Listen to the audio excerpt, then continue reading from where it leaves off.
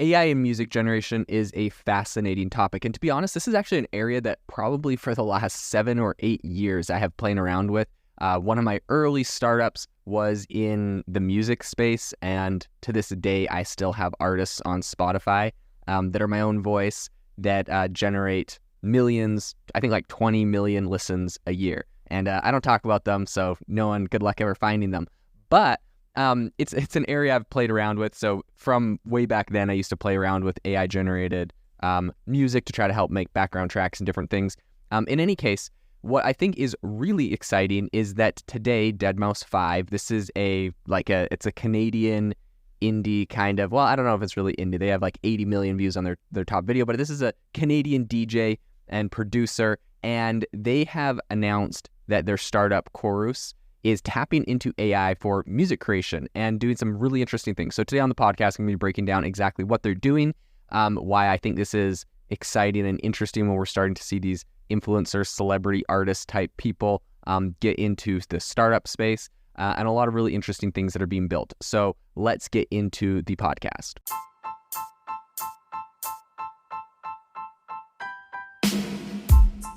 Welcome to the world's #1 AI podcast, AI Chat. I'm your host, Jaden Schaefer. Make sure that you go to aibox.ai, link in the show notes, to join the waitlist for our new AI platform. We're going to be launching an incredible platform that allows you to build anything you want with workflows in AI. So you're able to chain together ChatGPT and image generators and audio generators to make really powerful apps for your organization, or you can host them on our marketplace and actually generate royalties from them. So make sure to go to aibox.ai and join the waitlist. In addition, if you like the podcast, if you could do me a massive favor and please leave us a review on Apple or Spotify or wherever you listen to your podcast. This helps me be able to get better guests on here as they check the reviews to see how you guys are liking it. So if you could please do that, I would really, really appreciate it. Have you ever wanted to start your own podcast? I record and publish podcasts on a platform called Spotify for Podcasters, and I absolutely love it. Essentially, you can upload from your phone or computer, and it distributes to every platform that plays podcasts. They support video podcasts, and you can make money on the platform with ads or even podcast subscription. Something that has made my life so much easier as a podcaster. So if you're interested, I highly recommend you give it a try. You can download the Spotify for Podcast app or go to spotify.com/podcasters to get started on your podcast today.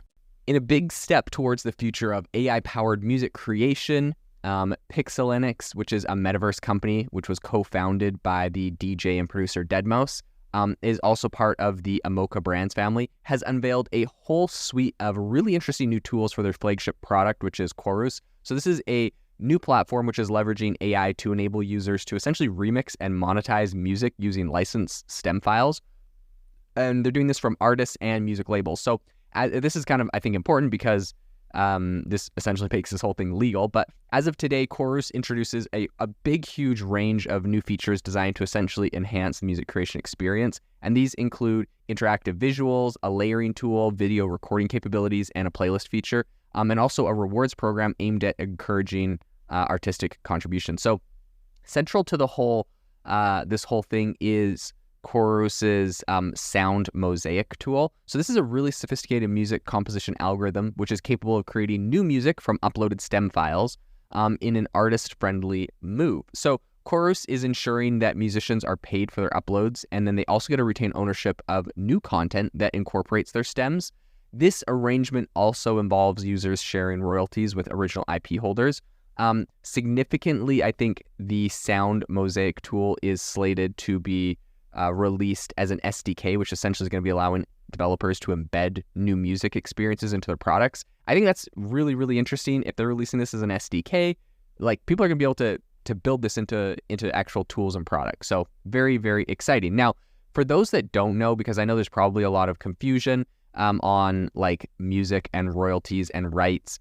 You've probably seen people do cover music on, people do cover music on YouTube and whatever. And sometimes people are like, oh man, like, there's a YouTuber that's like, oh, there's a song playing in the background, so I got copyright struck on my like YouTube video. And essentially then like sometimes they're like walking in the mall and there's like a song playing in the background. If you can hear the song, then the artist of that song gets all the royalties from the entire YouTube video. So like there's some crazy stuff like that going on with royalties.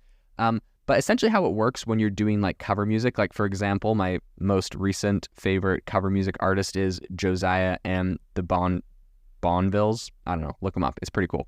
It does a cool cover of Ghost by Justin Bieber. In any case, how this works is you can actually get cover licensing. So, and you still are getting paid, I think, most of the money. So back when I used to, actually I had a business where I would pay people to compose background tracks, and then I'd pay singers to sing popular songs, do covers, essentially. And I would put those on Spotify and get royalties from them. So I kind of had like a cover music business. And in doing so, I think I would usually distribute it through a distributor called Lander, and Lander would give you, I believe you'd have to pay 9 cents on the dollar to the original artist or the original group of people that made the song. Another interesting thing about songs is it's like typically you'll have, for example, like Ariana Grande, she creates a song, but really the song was written by someone, so she's got like 1 or 2 songwriters, then she's got like her producer, then she's got like someone that helped make some of like the background tracks. Anyways, so all in all, there could be like 4 or 5 people, and Ariana Grande gets like 70% or, 60% of the royalties from one of her songs, and a lot of the other people that helped create it or wrote it, but she just sang it, they are also getting cuts. So any way you want to cut it, when you do a cover license, I think you give like 9 cents on the dollar to the original group, and then you keep the rest, which is actually, in my opinion, like not bad at all. That's 90% of the royalties from the new. So it actually makes a lot of sense to do these covers. In any case,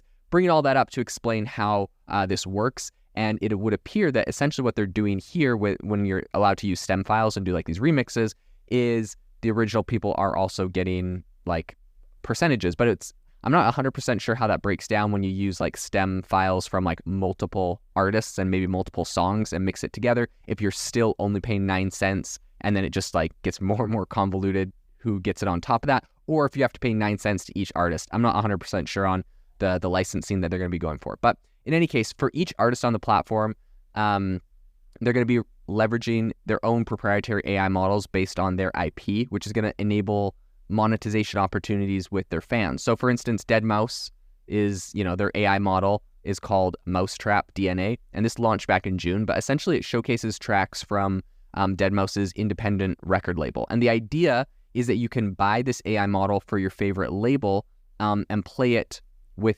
and make a bunch of new music. So the Mousetrap drop made about $18,000, I think, in the first 24 hours. And then it included music from 3 artists who are all relatively unknown, right? So I think he's got his own like record label. He brought a couple artists on that are very well known that are in there.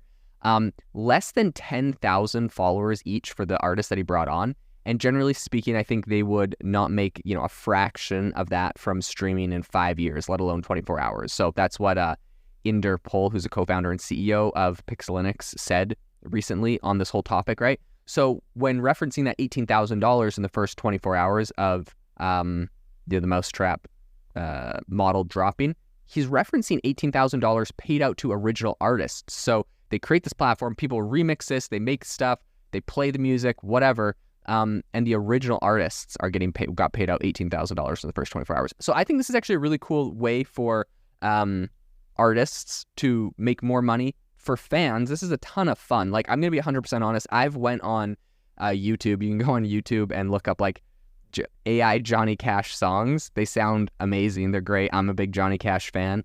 I don't know why. Maybe since becoming a father, all of a sudden, like my dad music taste came out, and all of a sudden now I love Johnny Cash. But in any case, there's a whole bunch of really interesting AI Johnny Cash songs, and I would love if someone made a whole album of just Johnny Cash songs that sounded like him. Like, for all intents and purposes, it's a new Johnny Cash album, but he's long dead and gone, R.I.P.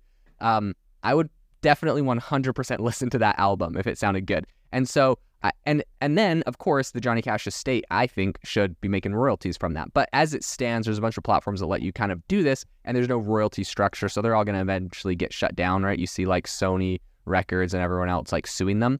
So I think this is really cool where they're actually making this where it's legal, legit, it's not going to get shut down, and the original artists are making money, which I think is fantastic, as they should, right?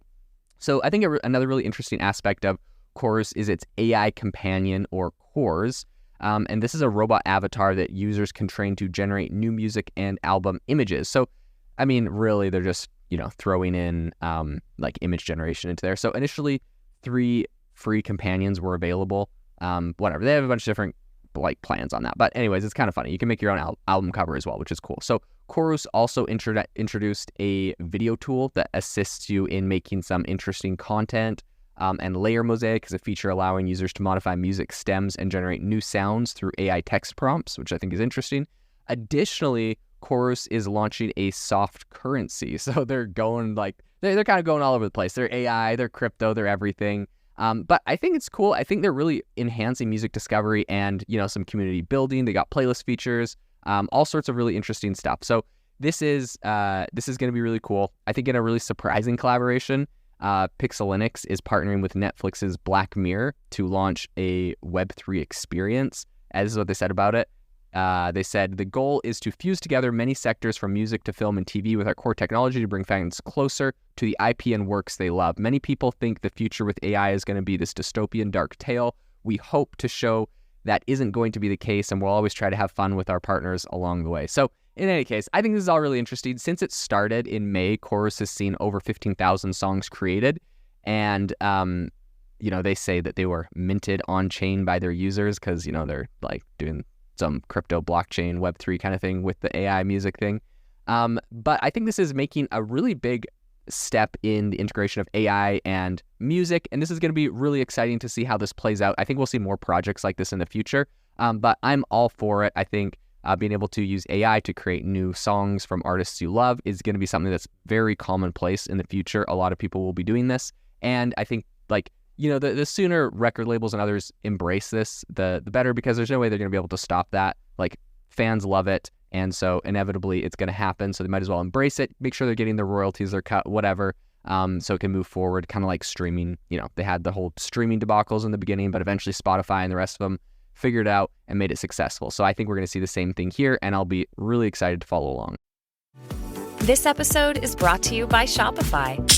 That's the sound of switching your business to Shopify, the global commerce platform that supercharges your selling. Harness the best converting checkout and same intuitive features, trusted apps, and powerful analytics used by the world's leading brands. Stop leaving sales on the table. Discover why millions trust Shopify to build, grow, and run their business. Sign up today for your $1 per month trial period at shopify.com/tech23.